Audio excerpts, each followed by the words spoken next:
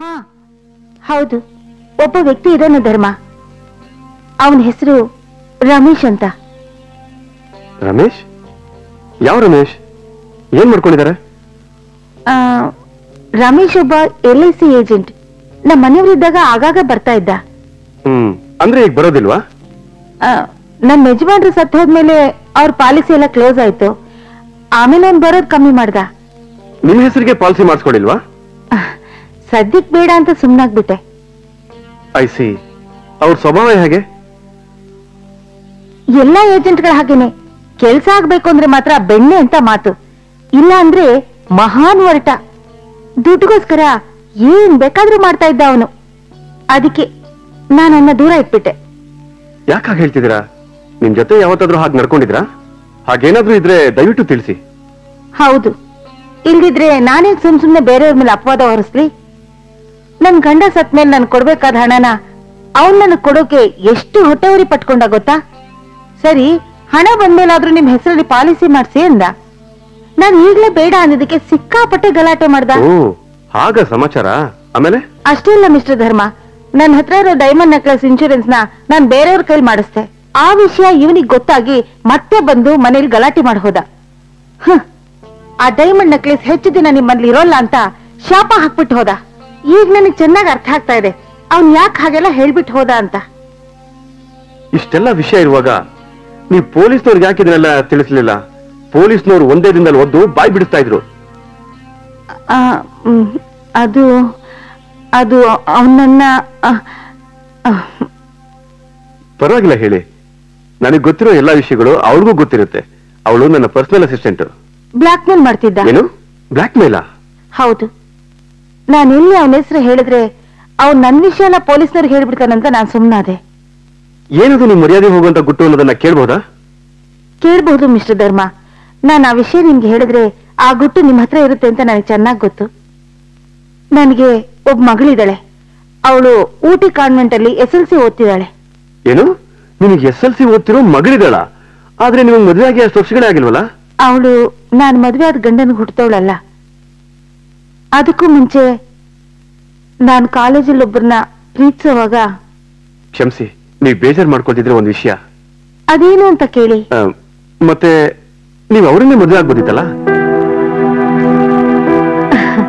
ನಾನು ಅವರನ್ನೇ ಮದುವೆ ಮಾಡ್ಕೋಬೇಕು ಅನ್ಕೊಂಡಿದ್ದೆ. ಆದ್ರೆ ನಾವೊಂದು ಅನ್ಕೊಂಡ್ರೆ ವಿಧಿ ಒಂದ್ ಆಡುತ್ತಲ್ಲ. ಅಂದ್ರೆ ಇದೆಲ್ಲ ವಿಧಿ ಆಟ ಅಂತ ಹೇಳ್ದೆ. ಪರೀಕ್ಷೆ ಮುಗಿದ್ಮೇಲೆ ನಾವಿಬ್ರು ಮದುವೆ ಮಾಡ್ಕೋಬೇಕು ಅಂತಿದ್ವು. ಆದ್ರೆ ಅಷ್ಟರಲ್ಲಿ ಆಕ್ಸಿಡೆಂಟ್ ಅಲ್ಲಿ ಅವ್ರು ಹೊಟ್ಟೋದ್ರು. ನನ್ನ ಹೊಟ್ಟೆಲಿ 6 ತಿಂಗಳ ಮಗು ಬೆಳೀತಿತ್ತು. ಮಗುನ ತೆಗೆಸ್ಬಿಡ್ಬೋದಿತ್ತಲ್ಲ ಮೇಡಮ್? ಹಾಗ್ ಮಾಡ್ಬೇಕು ಅಂತ ನಾನು ಅನ್ಕೊಂಡಿದ್ದೆ. ಎಲ್ಲಿ ಈ ವಿಷಯ ನಮ್ ತಾಯಿಗೂ ತಂದೆಗೂ ಗೊತ್ತಾಗಿ ರಾದ್ಧಾಂತ ಆಗ್ಬಿಡುತ್ತೋ ಅಂತ ನಾನೇ ಖುದ್ದಾಗ ಅಬಾರ್ಷನ್ ಮಾಡ್ಸೋಣ ಅಂತ ಡಾಕ್ಟರ್ ಹತ್ರ ಹೋದೆ. ಅದಕ್ಕೆ ಡಾಕ್ಟರ್ ಅಂದ್ರು, ಈಗ ತುಂಬಾ ಲೇಟ್ ಆಗೋಗಿದೆ, ಈಗ ಅಬಾರ್ಷನ್ ಮಾಡಿದ್ರೆ ನಿಮ್ ಪ್ರಾಣಕ್ಕೆ ಅಪಾಯ ಅಂತ ಹೇಳಿದ್ರು. ಅದಕ್ಕೆ ಗುಟ್ಟಾಗಿ ಹಡಿಬೇಕಾಯ್ತು. ಈ ವಿಷಯ ರಮೇಶ್ ಗೊತ್ತಾದಾಗಿಂದ ಅವನ್ ನನ್ನನ್ನ ಬ್ಲಾಕ್ ಮೇಲ್ ಮಾಡಕ್ ಶುರು ಮಾಡ್ದ.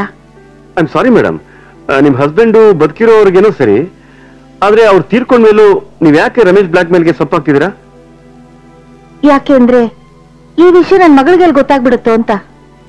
ನಾನಿಲ್ಲಿ ಗುಪ್ತ ಅವ್ರನ್ನ ಮದ್ವೆ ಆಗಿರೋದು ನನ್ ಮಗಳಿಗೆ ಗೊತ್ತಿಲ್ಲ. ಒಂದ್ ವೇಳೆ ಈ ವಿಷಯ ನನ್ ಮಗಳಿಗೆ ಗೊತ್ತಾದ್ರೆ ಅವಳು ನನ್ನ ಬಗ್ಗೆ ಏನ್ ತಿಳ್ಕೊಳ್ಳಲ್ಲ ಹೇಳಿ. ಅದಕ್ಕೆ ಅದು ಅಲ್ಲದೆ ಈ ಪೊಲೀಸ್ನವ್ರ ವಿಷಯ ಗೊತ್ತಾದ್ರೆ ಅವ್ರು ಎಲ್ಲಿ ಹೋಗಿ ನನ್ ಮಗಳನ್ನ ಡಿಸ್ಟರ್ಬ್ ಮಾಡಿ ಏನೇನ್ ವಿಚಾರಿಸ್ತಾರೋ ಅಂತ. ಈಗ ಅವಳು SLC ಬೇರೆ. ಅದಕ್ಕೆ ರಮೇಶ್ ಮೇಲೆ ನನ್ಗೆ ಅನುಮಾನ ಇದ್ರು ಪೊಲೀಸ್ನವ್ರ ಹತ್ರ ಹೋಗದೆ ಸುಮ್ಮನೆ ಇದ್ದೀನಿ. ಅಂದ್ರೆ ಈಗ ಪೊಲೀಸ್ನವ್ರು ಗೊತ್ತಾಗ ಹಾಗೆ ಆ ರಮೇಶ್ ಹತ್ರ ನೆಕ್ಲೆಸ್ ಇದೆಯೋ ಇಲ್ವೋ ಅನ್ನೋದನ್ನ ನಾನು ಪತ್ತೆ ಹಚ್ಚಬೇಕು. Am I right? You are right mister Dharma. ಆದ್ರೆ ಒಂದ್ ವೇಳೆ ರಮೇಶ್ನ ಡೈಮಂಡ್ ನೆಕ್ಲೆಸ್ ಕದ್ದಿರೋದು ಅಂತ ಗೊತ್ತಾದ್ರೆ ಆಗೇನ್ ಮಾಡ್ತೀರಾ ಮೇಡಮ್? ಆಗ್ಲಾದ್ರೂ ಪೊಲೀಸರಿಗೆ ಈ ವಿಷಯ ತಿಳಿಸ್ಲೇಬೇಕಲ್ವಾ? ಒಂದ್ ವೇಳೆ ಅವನು ವಜ್ರದ ನೆಕ್ಲೆಸ್ ಕದ್ದಿರೋದು ನಿಜ ಆಗಿದ್ರೆ ಕೊಲೆ ಕೇಸಲ್ಲಿ ಸಿಕ್ಕಾಕೊಂಡು ಅವನು ಜೈಲ್ಗೆ ಹೋಗ್ತಾನೆ. ಆದ್ರೆ ಅವನದೇನು ಕೈವಾಡ ಇಲ್ಲದೆ ಇದ್ರೆ ಅದರಿಂದ ನಿಮ್ಗೇನು ತೊಂದರೆ ಆಗಲ್ಲ. ನಿಜವಾಗ್ಲೂ ಯುವರ್ ಜೀನಿಯಸ್ ಮಿಸ್ಟರ್ ಧರ್ಮ.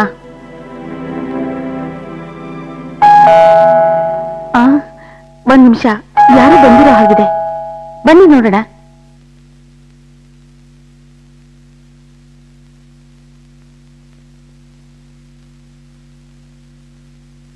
ಸರ್, ಇವ್ರು ಏನ್ ಹೇಳ್ತಿದ್ದಾರೆ ಅನ್ನೋದು ನಂಗೆ ಸ್ವಲ್ಪನೂ ಅರ್ಥ ಆಗ್ತಾ ಇಲ್ಲ. ಅಲ್ಲ, ವಜ್ರದಾರ ಯಾರು ತಗೊಂಡಿದ್ದಾರೆ ಅಂತ ತಿಳಿದಿದ್ರು ಅದನ್ನ ಪೊಲೀಸ್ರಿಗೆ ಹೇಳೋ ಆಗಿಲ್ಲ ಅಂತಾರೆ. ಈಗ ವಿಧವೆ ಆಗಿರೋ ಅವರು ನಿಲ್ಲೋಕೆ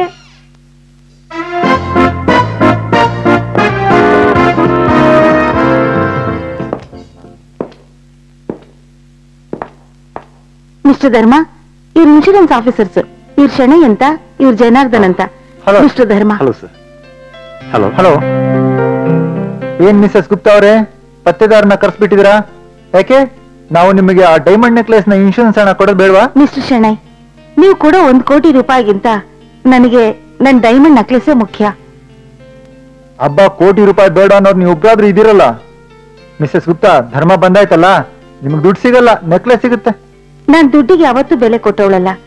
ನನ್ ಗಂಡಿನ ನೆನಪಿಗೋಸ್ಕರ ಆ ನೆಕ್ಲೆಸ್ ನಾನು ಇಟ್ಕೊಂಡಿದ್ದೆ. 1 ಮಿನಿಟ್ ಧರ್ಮ, ಬನ್ನಿ. ಸರಿ ಮಿಸಸ್ ಗುಪ್ತಾ, ನೆಕ್ಲೆಸ್ ಸಿಕ್ಕರೆ ಫೋನ್ ಮಾಡಿ, ಇಲ್ದಿದ್ರೆ ನಾವು ನಮ್ ಕೆಲಸ ಮಾಡ್ತೀವಿ. ಸರ್, ಈ ಆರ್ತಿ ಗುಪ್ತಾ ಆ ನೆಕ್ಲೆಸ್ ಬಗ್ಗೆ ಅಷ್ಟೊಂದು ಯಾಕೆ ಯೋಚನೆ ಮಾಡ್ತಿದ್ದಾರೆ ಅಂತಾನೆ ಗೊತ್ತಾಗ್ತಿಲ್ಲ. ಹೇಗಿದ್ರು ಇನ್ಶೂರೆನ್ಸ್ ಹಣ ಬಂದೇ ಬರುತ್ತಲ್ವಾ, ಆದ್ರೂ ಅದನ್ನ ಹುಡುಕಿಸ್ಲೇಬೇಕು ಅಂತ ನಿಮಗ್ ಲಕ್ಷಾಂತರ ರೂಪಾಯಿ ಹಣ ಕೊಟ್ಟು ನಿಮ್ಮನ್ ಕರ್ಸಿದ್ದಾರೆ. ನಿಜವಾಗೂ ಇದನ್ನೆಲ್ಲ ಅವ್ರ ಗಂಡನ್ ಮೇಲೆ ಪ್ರೀತಿಗೋಸ್ಕರ ಮಾಡ್ತಿದಾರಾ ಅಲ್ವಾ? ಮೇಘಾ, ಈ ಡಿಸ್ಕಷನ್ ನಾವು ನಮ್ಮ ಆಫೀಸಲ್ಲಿ ಇಟ್ಕೊಂಡ್ರೆ ಹೇಗಿರುತ್ತೆ? Sorry sir. It's okay Megha. ನೀನ್ ಹೇಳ್ತಿರೋದು ಒಂದ್ ಕಾರ್ನರ್ ಇಂದ ಸರಿ ಅನ್ಸಿದ್ರು ಇನ್ನೊಂದು ಕಾರ್ನರ್ ಇಂದ ಯೋಚನೆ ಮಾಡೋದು ನೀನ್ ಕಲಿಬೇಕು. ಓಕೆ, ಎಲ್ಲಿ ಹೋದ್ರು ಇವರು?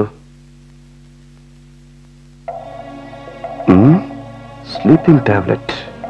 ಓ ಸರ್, ಇದು ಸ್ಲೀಪಿಂಗ್ ಟ್ಯಾಬ್ಲೆಟ್ ಅಲ್ವಾ?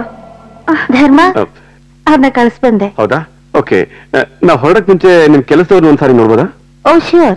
ಆದ್ರೆ ಒಂದ್ ಕಂಡೀಷನ್, ನಾನು ಅವ್ರಿಗೆ ಕೆಲವು ಕ್ವಶನ್ಗಳನ್ನ ಕೇಳ್ತೀನಿ, ನೀವು ಮಧ್ಯೆ ಮಾತಾಡಬಾರ್ದು. ಅದಕ್ಕೇನಂತೆ, ಓಕೆ, ನಡೀರಿ. ಬನ್ನಿ.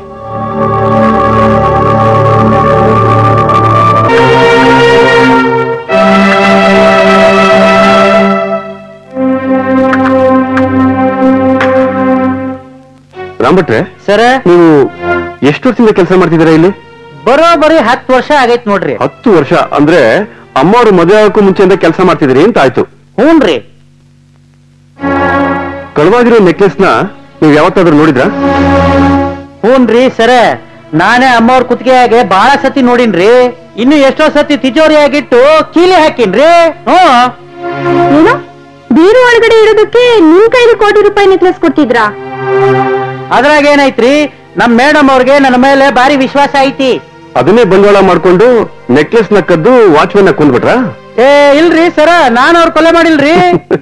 ಹಾಗಾದ್ರೆ ನಿನ್ನೆ ರಾತ್ರಿ 12 ಗಂಟೆವರೆಗೂ ನೀವೇನ್ ಹೊರಟೋಗಿದ್ರಿ? ಸರ್ ಅದು ಏನಾಯ್ತಂದ್ರೆ ಸರ್, ಅದು ನಾನು ಏನು, ನಿನ್ನೆ ರಾತ್ರಿ 12 ಗಂಟೆವರೆಗೂ ರಾಮ್ ಭಟ್ ಮನೇಲಿರ್ಲಿಲ್ವಾ? ಹೊರಗಡೆ ಹೋಗಿದ್ನಾ? ಮಿಸಸ್ ಗುಪ್ತಾ, ಪ್ಲೀಸ್ ಹೇಳಿ. ಮಿಸ್ಟರ್ ರಾಮ್ಭಟ್, ನಿನ್ನೆ ರಾತ್ರಿ ಎಲ್ಲಿ ಹೋಗಿದ್ರಿ? ಸರ್, ಅದು ಏನಾಯ್ತಂದ್ರೆ ಸರ್, ಅದು ರಿಲ್ಯಾಕ್ಸ್, ಅದನ್ನು ನಾನೇ ಹೇಳ್ಬಿಡ್ತೀನಿ. ಸೆಕೆಂಡ್ ಶೋ ಫಿಲಮ್ಗೆ ಒಂದ್ ಹೆಣ್ಣಿನ ಕರ್ಕೊಂಡು ಹೋಗೋದು ಅಂಥ ದೊಡ್ಡ ಅಪರಾಧ ಏನಲ್ಲ ಬಿಡಿ.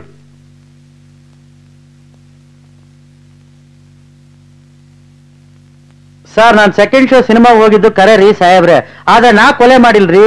ತಿಜೋರಿಯಾಗಿ ನೆಕ್ಲೆಸ್ ನಾ ಕದ್ದಿಲ್ರಿ, ನನ್ ನಂಬ್ರಿ ಸಾಹೇಬ್ರ. ಸರಿ, ನೀವ್ ಕೊಲೆ ಮಾಡಿಲ್ಲ ಅಂತಾನೆ ಅನ್ಕೊಳ್ಳೋಣ. ಆದ್ರೆ ಆ ಕಳ್ಳ ವಾಚ್ಮೆನ್ ನ ಕೊಲೆ ಮಾಡಿ ಬಾಗಿಲ್ನ ಒಡೆದು ಒಳಗಡೆ ನುಗ್ಗಿ ನೆಕ್ಲೆಸ್ ಕದ್ದಿದ್ದು ನಿಮ್ಗೆ ಗೊತ್ತಿಲ್ಲ ಅಂದ್ರೆ ಹೇಗಿರಿ ಭಟ್ರೆ? ಸರಿ, ನೀನ್ ಹೋಗಿ. ಶರಣ್ರಿ.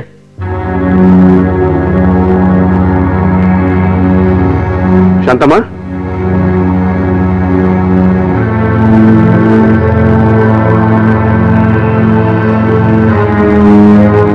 ಶಾಂತಮ್ಮ, ನೀವು ಇಲ್ಲಿ ಎಷ್ಟು ವರ್ಷದಿಂದ ಕೆಲಸ ಮಾಡ್ತಾ ಇದ್ದೀರಾ? ಒಂದ್ 5-6 ವರ್ಷದಿಂದ ಇರ್ಬೋದು ಸರ್. ಆ ನೆಕ್ಲೆಸ್ ನ ಯಾವಾಗಾದ್ರೂ ನೋಡಿದ್ರಾ? ಅಮ್ಮವ್ರು ಹಾಕೊಂಡಿದ್ನ ನೋಡಿದ್ದೆ. ಸರಿ, ನೀವು ಹೋಗಿ. ಹಂಗಿದ್ರೆ ನಾವು ಹೋಗ್ಲಾ ಸರ್? ಅಂದ್ರೆ ಇನ್ನೇನಾದ್ರೂ ಹೇಳೋದೈತಾ? ಅಯ್ಯೋ ಇಲ್ಲ, ನೀವ್ ಇನ್ನೇನಾದ್ರು ಕೇಳ್ತೀರಾ ಅನ್ಕೊಂಡಿದ್ದೆ.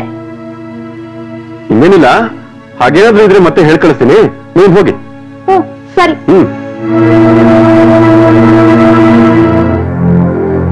ಮಿಸಸ್ ಗುಪ್ತಾ, ನಿಮ್ ಪೇಯಿಂಗ್ ಎಷ್ಟು ದಿನೇಶ್ ಅವ್ರನ್ನ ನೋಡ್ಬೋದಾ? ನೋಡ್ಬೋದು, ಆದ್ರೆ ನಿನ್ನೆ ರಾತ್ರಿ ಕೆಲ್ಸಕ್ಕೆ ಹೋದವರು ಇನ್ನೂವರೆಗೂ ಬಂದಿಲ್ಲ. I C. ಆದ್ರೆ ನೀವು ಅವ್ರ ಬಗ್ಗೆ ಅನುಮಾನ ಪಡೋ ಹಾಗೆ ಇಲ್ಲ. Is very nice gentleman. ಅವ್ರ ಬಗ್ಗೆ ಹೇಳ್ಬೇಕು ಅಂದ್ರೆ ತಾವಾಯ್ತು ತನ್ನ ಕೆಲ್ಸ ಆಯ್ತು. ರಾತ್ರಿ ಕೆಲಸ ಮಾಡ್ಬಿಟ್ಟು ಬಂದು ಬೆಳಗ್ಗೆ ಮಲ್ಕೊಂಡ್ರೆ ಮತ್ತೆ ಎದ್ದೇಳೋದು ಸಾಯಂಕಾಲಕ್ಕೇನೆ. ಅಂದ್ರೆ ಒಂಥರ ನಿಶಾಚರ ಜೀವಿ ಏನೇ? ಹೌದು. ಈಗಿನ ಕಾಲದವ್ರು ನೋಡಿ ಹೆಚ್ಚು ದುಡ್ಡು ಬರುತ್ತೆ ಅಂದ್ರೆ ಏನು ನೋಡಲ್ಲ, ಹಗಲು ರಾತ್ರಿ ಕೆಲಸ ಮಾಡ್ತಾರೆ. ನೀವು ಹೇಳೋದು 100% ಸತ್ಯ. ಸರಿ, ದಿನೇಶ್ ಬಂದ ತಕ್ಷಣ ನನಗೊಂದು ಕಾಲ್ ಮಾಡ್ತೀರಲ್ಲ? ಓ ಖಂಡಿತವಾಗಿ. ಓಕೆ, ಏನಾದ್ರೂ ವಿಷಯ ಇದ್ರೆ ಹೇಳಿ, ಬರ್ತೀವಿ. ಓಕೆ.